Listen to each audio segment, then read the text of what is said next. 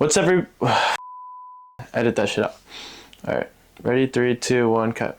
What's up everyone? Welcome back to the channel. Today we're going to be doing a comprehensive tier list on craniofacial surgical procedures. Not just everything is craniofacial though, there is a few exceptions.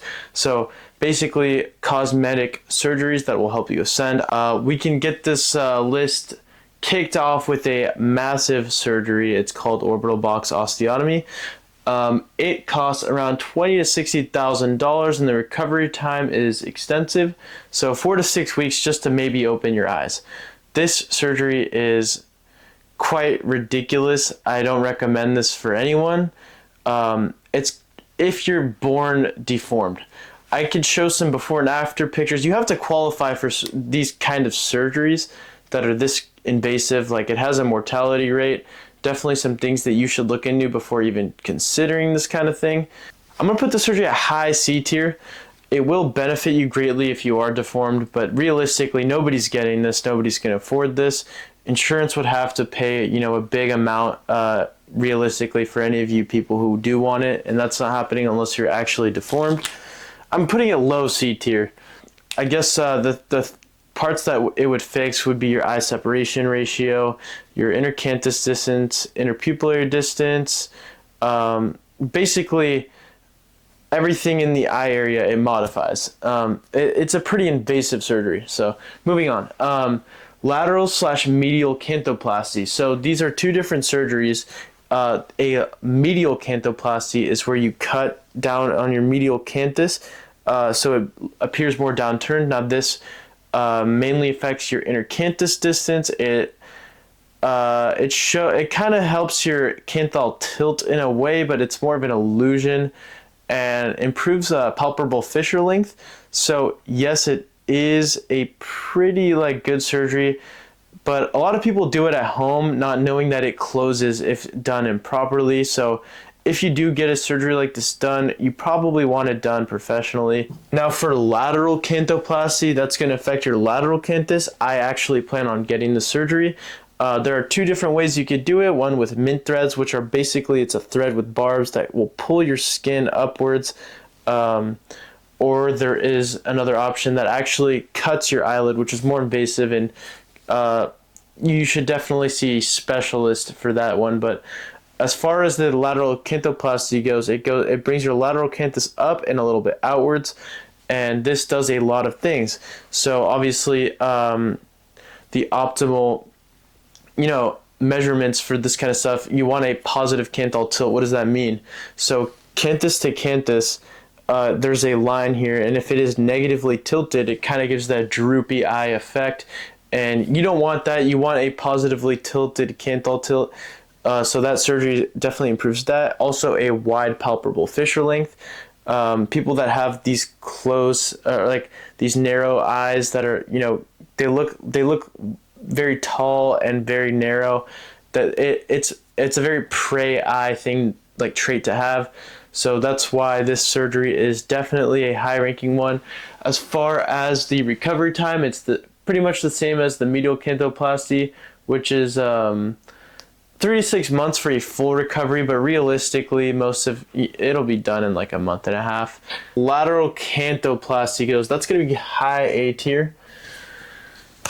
All right, next up, we got orbital rim implants. Now, the price of this is going to detriment its ranking pretty heavily because it is $10,000 to $30,000 with a recovery time of 4 to 6 months. What this does is there are implants that go on your orbital rims, basically reducing upper eyelid exposure and, creating a less tall of an eye area. Like say less of bug eyes. I'll show pictures but people that have bug eyes, their eyes kind of pop out, and this will fix that problem for the most part, and it is a permanent solution, which is why I like it. So for that reason, I'm gonna put it high B tier. Now moving on, infraorbital fat grafting. Infraorbital fat grafting. So that is the under the eye fat grafting. It's pretty good. It is pretty good. It is a permanent solution. It isn't any bullshit like fillers, which we'll get into. It is a fantastic procedure that I do recommend. The prices are not too much. So for infraorbital fat grafting, it is 4,000 to 10,000 for a permanent solution, by the way. And these are probably US prices. I haven't really checked. I'm sure you can, I think in Turkey is, by the way, the best place to get surgery. I'll go over that in a sec. So 4,000 to 10,000 for the infraorbital fat grafting, recovery time 4 to 6 weeks. And if you just look at some of these before and after pictures I'll put on the screen right now, it's a pretty good surgery. So for that reason, it's going low S tier. Let's see, next on the list, we got stroma LASIK eye surgery. Fuck this surgery. This is the biggest piece of shit that they are, they're not telling everyone that you either immediately go blind or eventually go blind. It absolutely the structure of your iris. You have no texture in your eye. Like, yeah, this is, by the way, this is eye color changing surgery.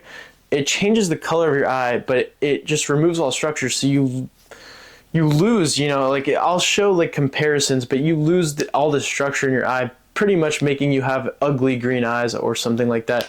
And you can buy contacts, colored contacts for $20 to $60. I usually wear them. But yeah, this is straight F tier. It is shit. Do not get the surgery. It's gonna make you look worse and it's gonna make you go blind. Next up on the list, we got a reverse brow lift for 5,000 to 10,000 with a 4 to 6 week recovery time. That is a decent surgery. I would probably put that lower A tier. Having low set eyebrows is definitely an attractive trait. You just got to be careful about your facial thirds, not making that upper third too large. But I'm putting this in lower A tier. Now we got to address the elephant in the room. Filler and Botox are in the same box. No, they're not going to get the same rank. It was just to save space. So you notice the price, it says $1,000 per milliliter.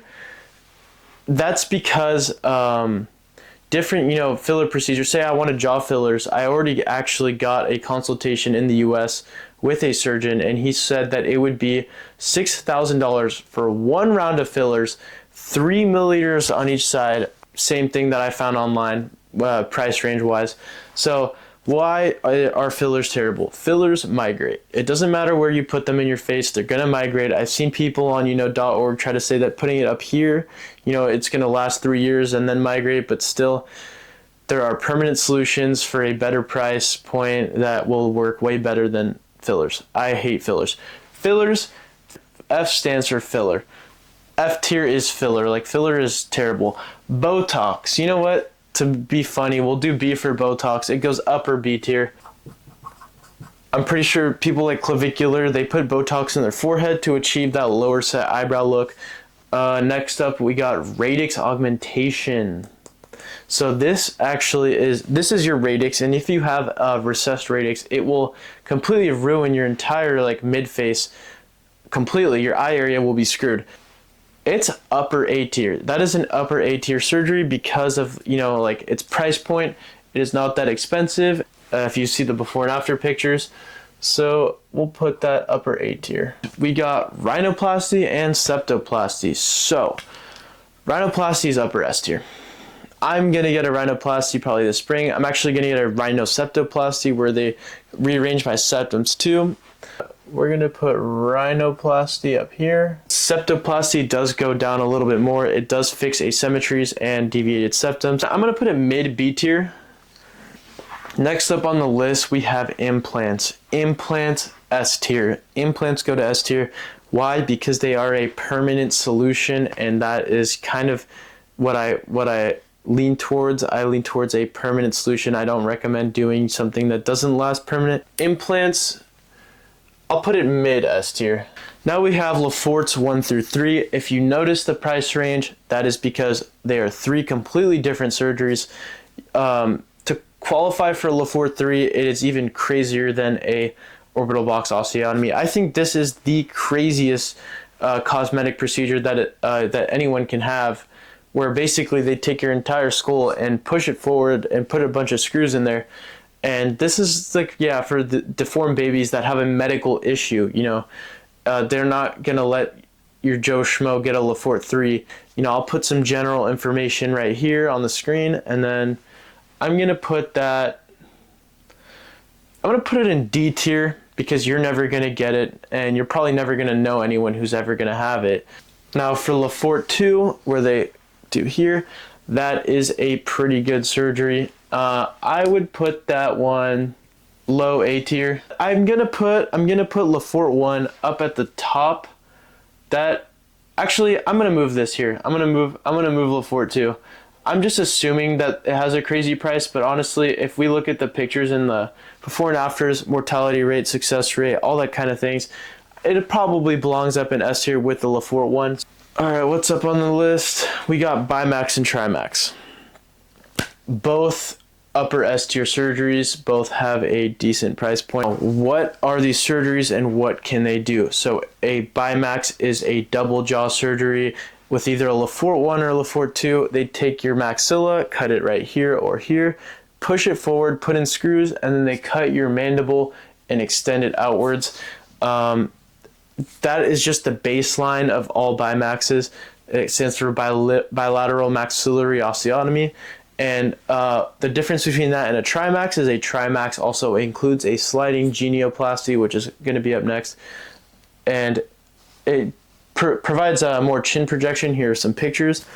And then some other things that it can do is if you get a Bimax or Trimax with counterclockwise rotation, it can counterclockwise rotate your maxilla and your mandible, providing a more masculine and angular look. If you have extreme recession where your ramus is up here, you have a really short ramus, or your nose droops because your maxilla is clockwise rotated, it will fix all of those issues. But it also there are some risks having TMJ, like loss of feeling because of your nerves and stuff. Now the sliding genioplasty, that is the chin surgery that cuts your chin right here, like right here, and then pushes it forward and puts in screws. This is a mid A tier one. This is a mid, because of the price point and recovery time, I'm putting it middle of A tier. Otoplasty, that's a middle S tier surgery. If you have flared ears, it will f you. Honestly, it is a pretty big failure to have flared ears. I have some friends that want the surgery, and it's not that expensive. Yeah, it could go mid S tier. All right, moving on, we got limb lengthening. $90,000+ with over a year of recovery. Now, fortunately enough, I am 6'3". However, if you are a little manlet,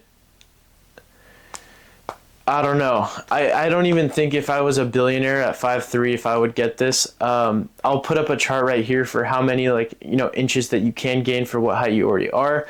But as for getting the surgery, I don't think the pain is worth it. They put a metal rod through the top of your knee and cut your shin in half basically, and just put you in a wheelchair for over a year to get your legs lengthened. And I don't really know how it works in terms of your proportions with your arms and your legs and stuff like that, but for now I'm gonna put this in upper D tier. Now for the next one, buccal fat removal. We're kind of changing gears into the cheaper shit again. Buccal fat removal. This is Jordan Barrett's a huge controversial surgery. Jordan Barrett, biggest model in the world. It can do pretty well for the right people. I think for women, buccal fat removal surgery will be far more beneficial than men. I'm gonna put that lower B tier. It's not crazy expensive. It's pretty much a permanent solution. I'm gonna put it, upper C tier. Upper C tier. Orthodontics. Quick little breakdown of why orthodontics is at the top of S tier. It should probably be, above S tier. It's a non-invasive, alternative to actually getting crazy surgeries, and it solves the root problem of it's your actual face and it's gonna morph into what it's supposed to be properly. It can do a lot of things. The price range is a huge, variable, but you're looking to spend probably $2,000 to $20,000. It could be any of those. From there, we'll go to hairline lowering. $5,000 to $10,000 with a 4 to 6 week recovery time. This is a pretty good surgery if you have a giga forehead, and I know some people that do have that, but in most cases you have a giga head in general. You're just gonna have hair all over your giga head, but you know, you can just wear a hat like Aaron. Here's some pictures. It's not a terrible surgery though. For the right candidates, it can be quite game changing.